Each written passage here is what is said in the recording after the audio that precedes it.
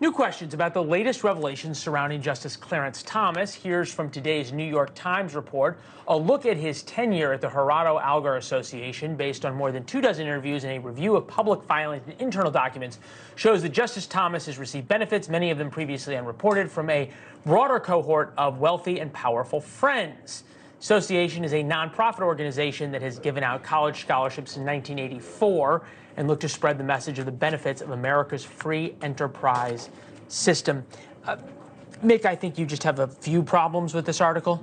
Yeah, look, if Clarence Thomas has been breaking the law or even creating impermissible conflicts of interest, that is one thing. That's not what this story was about. This story is designed to undermine the legitimacy of Clarence Thomas as a judge and the court as a whole. There's actually a quote in there that talks about a private letter that his wife sent about walking the dogs with some folks on a vacation in Wyoming. It's grade school level hack journalism, and it's a shame to see it, but I understand why we get it. They don't like the Supreme Court, they don't like the Judge Thomas, but there's no reason to attack his wife in an article about his supposed ethical overreaches. Chief?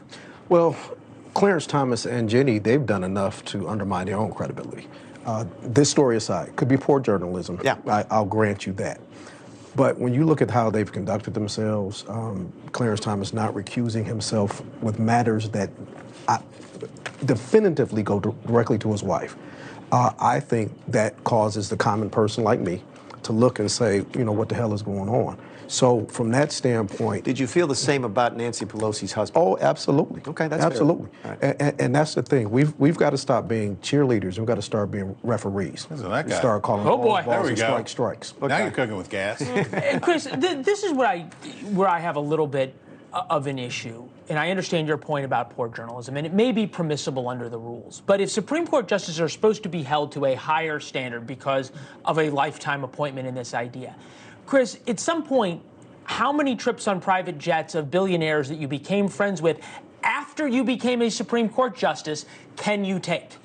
Well, I think both of my friends make excellent points. I think that Mick is very right about what the motive here is behind the coverage, right? To besmirch, to render illegitimate the judgments of this court because of the alleged improprieties of its members. I think the Chief is exactly right, though, that people deserve a Supreme Court that meets a higher standard. We talked about this with Sam Alito's fishing trip. We talked about this with prior travel from Clarence Thomas.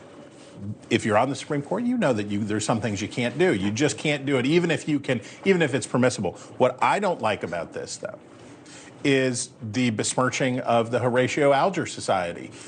No, I'm serious. The Horatio Alger Society, I've only been to their event one time, but Denzel Washington was the host.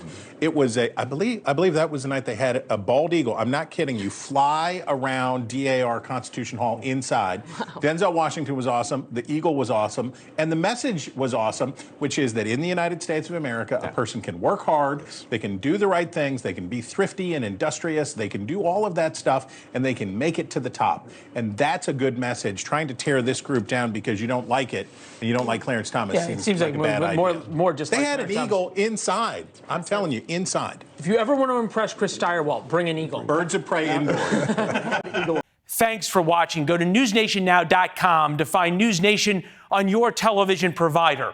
And don't forget to subscribe. Click the red button to get more of NewsNation's fact-driven, unbiased coverage.